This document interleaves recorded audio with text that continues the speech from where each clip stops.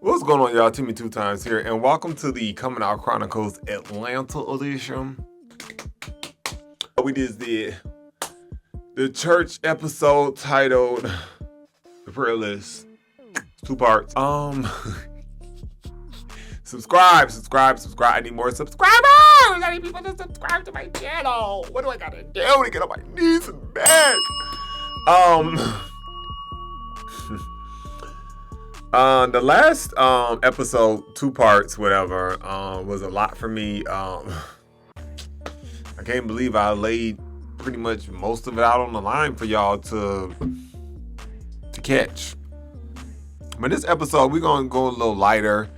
We're going to talk about a couple of my escapades and just a couple of things I want to touch on before we go into yet another chapter. Again, I've only been in Atlanta for like 2, maybe 3 years.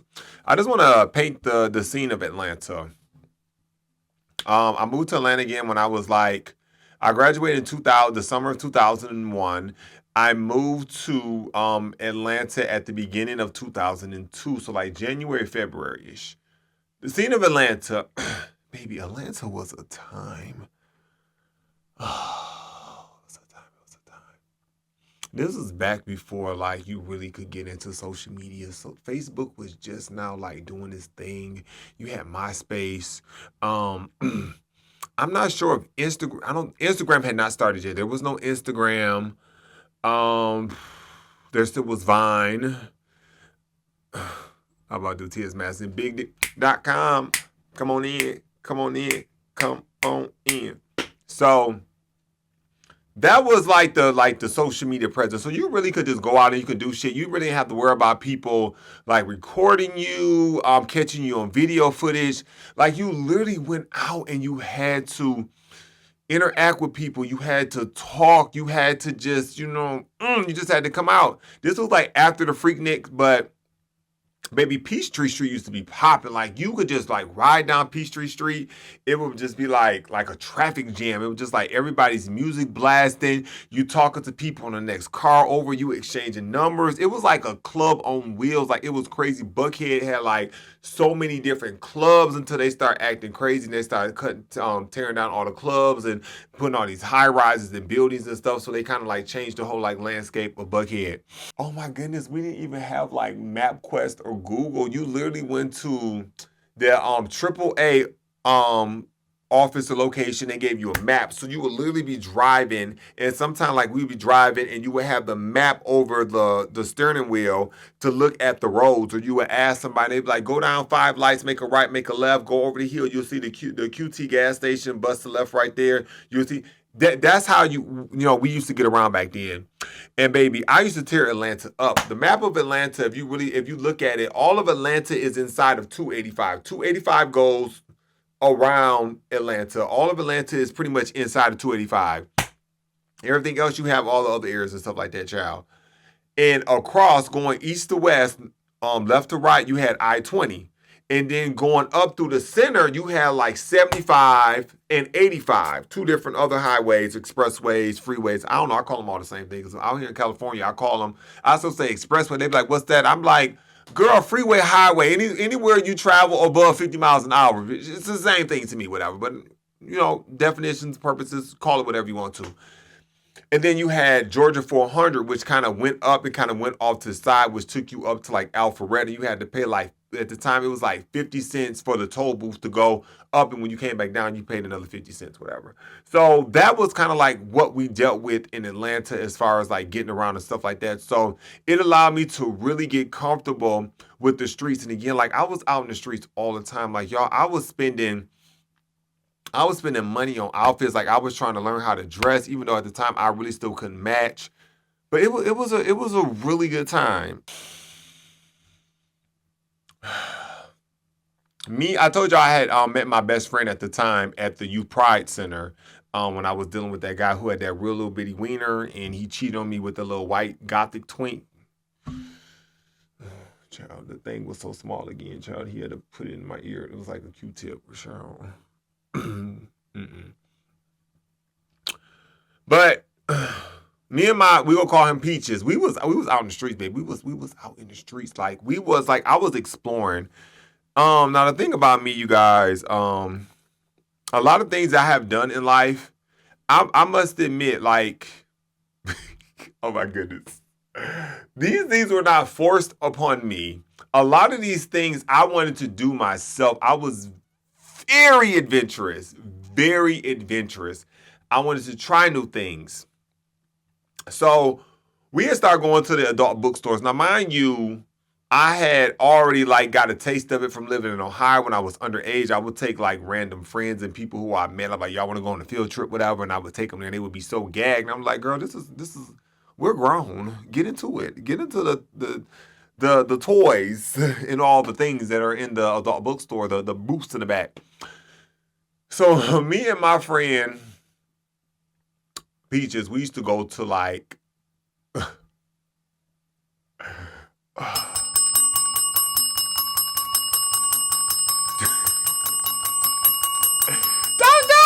do it, Miss Seeley. Don't do it.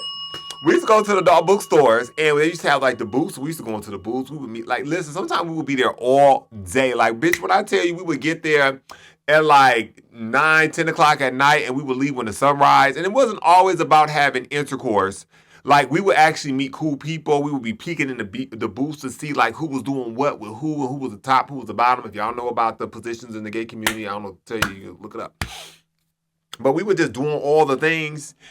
It was a good time. It was a good time. I was very naive. And then I start adventuring out and going on my own. So there was this one time. This is before I knew about what kind of word can I use? About like escorting and like people selling their body for money. I wasn't really like preview to that. I didn't know about it. So I was riding down Cheshire Bridge. It was Cheshire Bridge in Piedmont. Oh, child, I met this. I was driving down the street and I saw this guy, and I was like, "Oh, he fine." And as I'm driving by, like he waving, like he flagging me down. So, bitch, what I do? I turn around. I get in the car. I get him in the car, and then we just started talking. He's like, like what's up? I'm like, what's up with you? Like, I wanna. Y'all know what I mean? Okay, my face is next to the mic, so you got it. If you ain't catch it, you just a little too slow, honey. Stay on the yellow school bus. Magic school bus, not yellow magic. And he was like, well, it's gonna be $10. $10? Child. I went to the ATM machine, I got a $20 bill out, and he was like, I want, get started, whatever, you know what I'm saying? But, I need to get, I don't have change. I was like, I don't have change, whatever. He was like, oh, well, I can get, change. But before I was like, okay, well, let me see it. Because I hadn't seen it yet. I wanted to know if it was big or not, child. Because we don't do nothing small. He was just like, well, just pull over to these apartments real quick. I'm gonna go get change, whatever. I pulled over like a dumbass. Gave him the 20. He got out the car. He dipped in between apartments.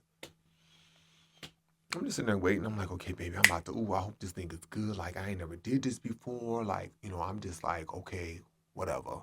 Again, y'all, I'm not even 21-ish, maybe 22 pushing.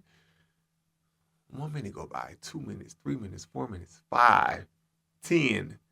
I'm like, okay, like 15, 20 minutes. I'm still sitting in the car waiting for this man to come back with my change, and so I can give him a little blow employment. Blow employment. Oh, that's a new one. So blow job, blow employment. He never came back. And I'm just like, okay, 30 minutes go by and I'm sitting out there. I'm just like, I was so embarrassed to like drive off. I just literally just sat there. I literally just sat there and was just like, he probably watching me out of one of these windows. And it's just like, I can't drive away because I know he coming back. Like, I had never been played like that before in my life. And finally, it took all the strength I could to put that in reverse, honey, and back up and drive out. He got me for $20.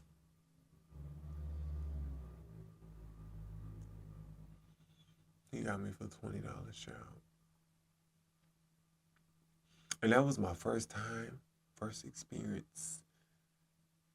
I don't know if he was an escort. I don't know what he was doing. He had to be because he flagged me down. He already had set the tone for what he was doing, and he got me.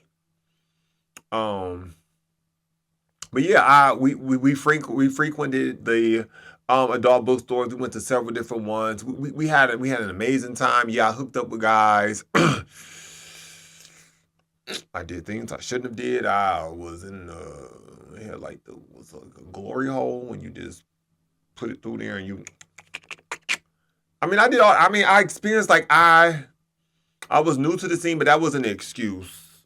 I didn't have, and I will say this: I was young. I had fun. All of the things that I'm telling you guys, like I don't regret. I had an amazing time. I learned a lot of things. I struggled. I went through some heartache, some heartbreak, some very fucked up times, but all these things made me who I am. And I'm not ashamed because, bitch, I had a blast. I had so much fun. However, I do wish that I would have had a mentor, a gay mentor to guide me into like, at least like, of course, I probably was still going to do shit. I was a sheltered child, and I didn't know anything about the gay world, so to say, like, you know, just how a lot of men are DL and they're in the closet, and we a lot of us, we had to sneak and we had to do things behind the scene because it's not accepting, and we're fucking men, we're fucking sexual creatures. We want to have sex, we want to bust some fucking nuts, okay? So we did a lot of those things. Like I had a ball. I had fun. I'm not even gonna lie. I had a good time. And me and Peaches, we used to just hang out all the time. Like that was my best friend. And you know, we were both young. He was like maybe like a year or two older than me. And I remember this is something that I want to touch on. In our community, we use different like slurs or names. Some of us, you know, bitch is just a standard word. It's not meant to harm you or whatever. But the word girl. I remember one day we were getting out the car and I called him a girl, and he was like, TJ, don't call me that. And I was like, okay, girl. And it was just like there was nothing he could do to stop me from calling him girl. And it was just like, that's what we did. And it's like, it was just, I don't know why we would just start calling each other girl. Like, it was just like, because I feel like gay men's conversation and connection is different from straight men. I feel like gay men's connection and conversation more leads to like, not feminine, but a female conversation. Because female conversations, they talk about everything. They're not guarded. They're not shielded. A lot of times they may not be embarrassed. They actually are going to speak what's on their mind and let it out, where a lot of heterosexual men are very like guarded, blunt. They don't really open up to like their homeboys. A lot of men, we're taught to be a man is you got to be a man. You got to be masculine. You got to hold it in. You can't cry. You can't show your feelings. You can't show your emotions. And that is the problem with a lot of men. They're not allowed to express themselves. But I mean, once you become an adult, you can. But a lot of times it's kind of just like how you were raised. Like it sticks. And I think that's why a lot of men have problems exploring their sexuality, or just even communicating with their spouse, even with their kids. Like it was really hard. Like just thinking back at my dad never even fucking told me about the fucking birds and the bees, the sex. He never gave me a sex ed education or lesson. And baby, I was waiting for that because the amount of porn. The amount of corn on the cob that I was watching was insane. From the magazines to 22B, that was the channel on cable that when we had the chip that got the channels illegally, whatever. We had all that. And men just aren't allowed to express themselves. So just call girl. And then even to this day, like me and my friends, we call each other girl. And it's not even just us. It's like, I remember one day I was in a coffee shop. And this girl that was working there at my job, and I was talking to her, she was like, "Yeah, okay, girl." And she's like, "Oh my goodness, I'm so sorry." I like you cool. Like I don't take offense to that. Like I'm comfortable in my skin. Like I know I'm not female. I don't want to be female. I'm comfortable who I am. And she was like, it's just like talking to you. It's just like I feel comfortable. It's like talking to my homegirl. So like I know you a man. I know you male, but it's just I get so comfortable that I'll literally forget that I'm talking to a man. And I'm like, again, I get it. I understand because I get that from family members. My mom has slipped and she's called me girl several times. My aunt and my mom, she would always be, oh my goodness, I don't know why I do that. She just couldn't stop, child. She just kept on. She said back in the day, she said, do you want to be a girl? Do you want to be trans? You like your dad? You like your brother? So you call me girl, honey. So I'm just playing, whatever. So it's just like, I was like, I don't take offense to that. Like, girl is not, it doesn't hurt me. Like, it's just, I don't know. It's just like, I think that a lot of times we put too much stank on certain things. And for those words, like I don't, because even some of us gay men, I don't know. It's just a very like broad thing, and it's really hard for me to narrow it down. But again, I think those little breakdowns should just give you enough, especially the one in the store where she was talking to one of her girlfriends. It's like because it's so comfortable to talk to me. So girls do it all the time, and us guys we do it, but it just whatever. You know what I'm saying? So in the midst of all that, I was still working at Toys R Us. Oh my goodness. I had this little I had this boyfriend. It was I wouldn't even say like we was a couple, but it was just like I met him through my roommate that moved out on me and caused me to get an eviction on my credit and fucked up my credit and all that stuff like that. We're gonna talk about that on the next episode. And I met him through my roommate's friend, and we was cool. Like we were, we were getting to know each other. He didn't have a car. He was a little younger than me. I had just got old enough to be able to go to the club, so I didn't have to use my fake ID anymore. And I would pick him up, and I never forget. I was working at Toys R Us, and he had caught the bus up to my job. He came and I gave him the keys. He literally sat in my car until I got off my shift at Toys R Us. But in the meantime, my mom was in town visiting.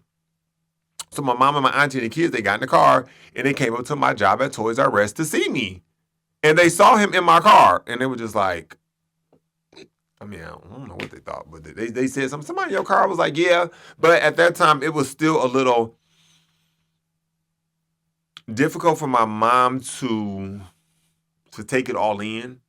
Like she came to see her son, she came to see her sister, but it was like, she's still taking in the gay shit. Like she's still like, it's still processing for her. Like it's all new to her. Hell, it's new to me. It's new to everybody. It's just new. Like this is like, but this is who I am. So we was doing good, whatever, and I never forget Valentine's Day came around, child, and I ain't had no money to buy him no gift for Valentine's Day, child, and I broke up with him. I broke up with him right before motherfucking Valentine's Day, and I'm on the phone crying to one of his friends, which is also my friend, and he was like, "Bitch, why you crying? You broke up with him." I said, "I know, I just can't." Like I felt really bad, like because he was an amazing person. He still is an amazing person. He's gone on to do amazing things. We still keep in contact, like here or there, whatever. But bitch, I had to let him go. Now, this is when I was going through a transition. Hold on, child. And this was the transition of, I told y'all after on episode number 5, the church incident with the guy that came into the Sunday school the Bible study class on Wednesday and told us he had AIDS and he was eating oatmeal and he got in front of us and opened up his shirt and was giving old boy from Waiting to Exhale when she was like, with your leather in the summertime wearing ass. That had really fucked me up.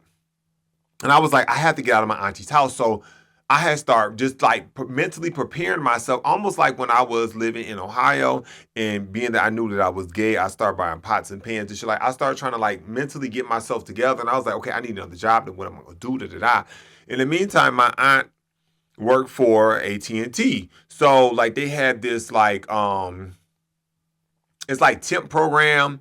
And what we did was we would go to the AT&T headquarters or office or whatever that was on Peachtree Street. And I actually dressed up in a suit and everything, and I actually had my own cubicle. And all I did was like fax like documents, so it would be like like rental agreements and shit like that AT&T owned, whatever. It was like hundreds and thousands of them. So it was like a team of us. And this was in like 2002/2003. Maybe I was making 16. You know how much $16 an hour is back then? My first job 2 years ago, I was making $5 and something. I was working at Toys R Us making 7 something. AT&T, I was making 16. Tax-free. Tax-free. Tax motherfucking free. 40 hours a week. And I was working at Toys R Us on the side. Like, I was making coins. And in the temp service, it was a group of us. And it was these 2 ladies I worked with. One was named Val, one was named Yolanda. They was cool, but they was a little shady. And again, this is like I'm coming into myself. I told y'all before I had done the photo shoot, and the guy, like the photographer, had took advantage of me on my first photo shoot, had rubbed on my legs, and I told you he looked like a big greasy bucket of chicken. Well, I was working there around that time. And again, I told you my auntie had bought me outfits and stuff like that. And I was trying to like get into like fashion. I was just trying to like get into finding pieces that actually fit me. Because again, you guys, I'm extremely tall. I'm 6'9". I won't say I was 6'9" then. I probably would say maybe like 6'5", 6'6", 6'7". Like I was still growing a little bit. And they would say like little like gay slurs. Like one day, okay, Val, she was a little short and she didn't have no neck. It was giving like this. She didn't have no neck. She was married. Then Yolanda, she had like real boppy eyes, like both black, Coke bottle eyes, but she had a son and she was always struggling, paying her mortgage and all that stuff like that because again, it was a temp job and she was trying to get back on her feet, whatever. $16 an hour is cute, but like when you have a house and you have a almost teenager or whatever. But the gag is Yolanda used to have like a little crush on me. I'll tell you how I knew. But anyways, Val, one day I was walking to my car because sometimes we had to park on the street or we had to find a parking lot to park in and then we would walk to the job. And we used to have to pay for parking. So one day, I was walking down the street. I never forget I had on these like probably like khaki or cream color pants and this white shirt. It was kind of like, it wasn't oversized. It was like a cute little material or whatever. I was kind of wanted to be fitted, but at the time I was extremely skinny, so it wasn't fitted. It was about like half of this, whatever. I hope this ain't see-through. Y'all can see my areolas. I went back to work the next day and she was like, my husband told me, he said, you better tell him to watch out because he down here with all these gays and they go eat him up. He come out the house dressed like that.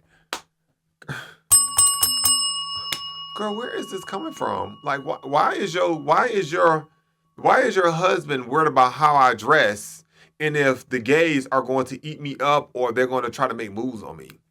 Like, why would that even come? Like, why do the straights be worried about the gays so much? I don't understand. Like, why would he even say that to her? Because he already felt in his spirit that I was gay, or maybe whatever the case may be, because I don't know how he felt about himself, but it was just like you pushing that on me. Like you see a young man walking down the street and that's the first thing you say to your wife and then she being messy, she come back and tell me. So after that, I kind of like backed up from them, you know what I'm saying? Because like I worked there. I forgot what floor it was on, but on the floor 2 below it, a couple of my auntie's friends, because again, my auntie got me the job there. A couple of her friends worked there. So I would like hang out with them and they was very extremely nice to me. But those 2 girls, they would just like, they would say little shady stuff. They would be like messy when people would walk by, they would say shit, whatever. And the one good thing I will take out of it is that they got me onto Prince. That's how I start listening. I never knew anything about fucking Prince. I never knew anything about Purple Rain. And back then I was young. I was like, Prince is my man. This old flamboyant, feminine man I have a crush on. But now as I get older, like, that don't mean because I like what I like. I don't really have a type, but I have a type. Like, I like masculine men. I like feminine men. So to say, like, I like a person based off their looks, I'm not gonna lie, but personality in the peace size. If you got a nice piece, baby, you got me. But they got me onto Prince, and I used to go around like, Prince is my man. I'm gonna tell him that, but I was just like to myself, whatever. I remember I had the three. I went and got the 3-disc CD set. It was like the one side, A side, the B side. It was like a 3-disc CD set, and it was Prince from the side. You see the little mold and the little curl back. That's when I started like perming my hair. Child, that's why I ain't got no hairline, honey. Ooh, bitch. I used to put so much perm in my hair. And you're supposed to perm the edges last. Child, I put that shit right on, and I used to do a slick down. I used to put it in my hair and slick it down. If y'all know who Shantae Savage is, she a singer. So I used to do like her. I used to just slick it down in the front and the back, put a little gel and make it wave up a little bit. And the ends, like I would never cut it straight because at the time my hairline was going back. So I used to just let the hair lay down just like flat, and it would just be like spread out. It wasn't even. It would just flat, whatever. Fuck my edges up.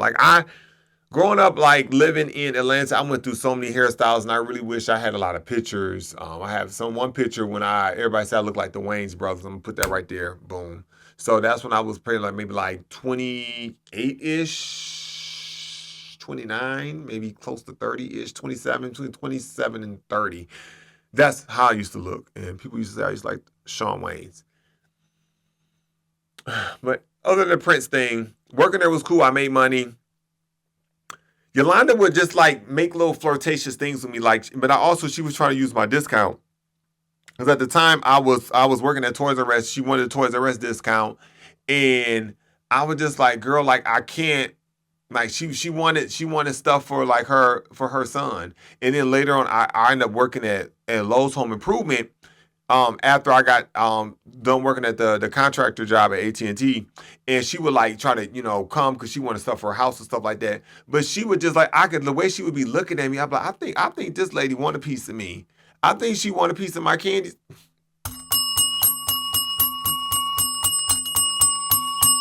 I was about to say candy stick, my candy stick. She wanted some sweet meat. And I'm like, girl, I don't even like girls like that. I can't do nothing with you. But that was like my first introduction to like corporate-ish, whatever. And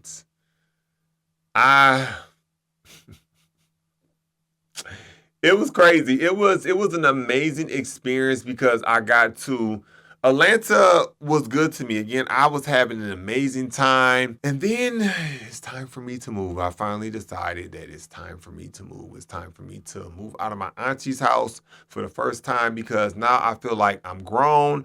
I'm out in the streets doing my thing. The church situation had kind of scared me. I was really just tired of living with my auntie and her kids. Like I was the only male in the house. Like it was a lot of whining and crying, and I felt like I was grown. Like I felt like I didn't need somebody to tell me what to do. I felt like I didn't and I shouldn't have to answer to anybody's curfew. I was tired of doing yard work because she had an enormous big front and backyard and clean the house. Like I was tired of doing all of that. So I was just like, I got to get out of here. And again, like I'm out in the streets all the time. And you being with friends and I meet all these like random guys. And these are guys with money. They got houses. They got nice cars. They got BMWs, Mercedes. I'm going to sleep the night over their house, having sex. All of these things are happening. So it's just like, I feel like I'm grown and it's time for me. I should be able to experience it. So I did. I moved out. And with that being said, we're going to close out this episode. And then on the next episode, we're going to get into this roommate situation. Now, y'all want to stay tuned for this roommate situation because I'm about to eat him up. I'm going to eat him up. This was a very emotional, but not sad, but just like what the fuck moment because I just never thought a person could be so like mean and just like that is really how I say Atlanta really raised me and grew me because I really learned a lot about people, especially being in the gay community because I thought that we were all a group, we were all like a collective. But even still now, there's so much division in the gay community amongst us. And back then, I was young. I was naive. I thought everybody was my friend. I thought everybody was nice. But some people really just be out to cause fucking havoc, to fuck over you, to use you, to abuse you, to play with you, to mold you, to harass you, to assault you. It was just so much going on that I went through. It was just so fucking much. Thank y'all for tuning in. Watch the other episodes. Make sure you subscribe, share, like, comment in the bottom. The code for this episode is going to be we're gonna make this one 2004. 2004, because that's around the time when all this was happening. So 2004, that was like right at the precipice. Ooh, am I using this word right? The precipice, before I got my, ooh, coach, I use these words.